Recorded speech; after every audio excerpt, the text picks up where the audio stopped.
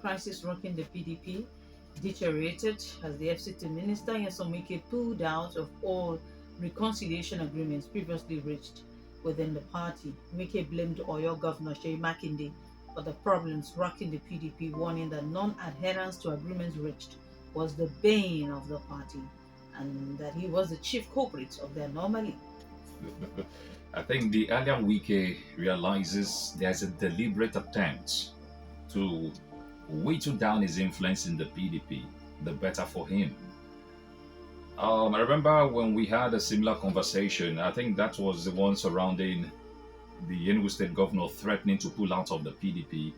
And you had said that the war was between Imo and Enugu. And I said, no, that the whole thing had Wike fingerprints. And he confirmed it yesterday, that one of the agreements they reached, or he reached, with some of these PDP big boys was that Sam Anyang was going to remain the national secretary of the party. But it is obvious that the likes of Peter Mbah are saying no. Oga, when you were governor, you were calling the shots in PDP. Now you are no longer governor. Allow us call the shots, especially within our zone. That's exactly what Peter Mbah is saying. You cannot leave your South zone, River State, and be influencing happenings in my own region, despite the fact that I am the only governor of that party in this region. But I think the big question is, did Mbah agree before?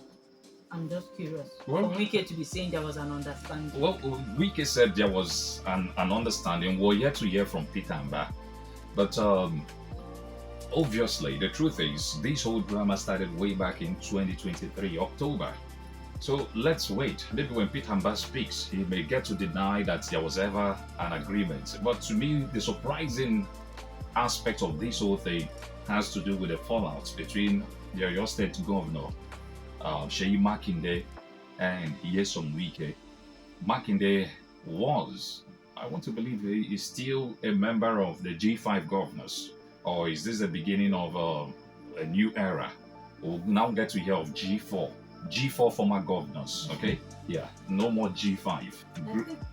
I think that Makinde wants to contest for presidency, and he feels that he needs to take charge of the structures of the party. And Wike, on the other hand, is saying no, on his mandate we stand. You know the mandate I'm referring to. So he's also trying not to ensure that Makinde takes the structure, because that is his only bargaining chip to the Ashiwaju camp. So it's all about politics and interest. I think in the coming days, we're going to see very, very interesting things to come.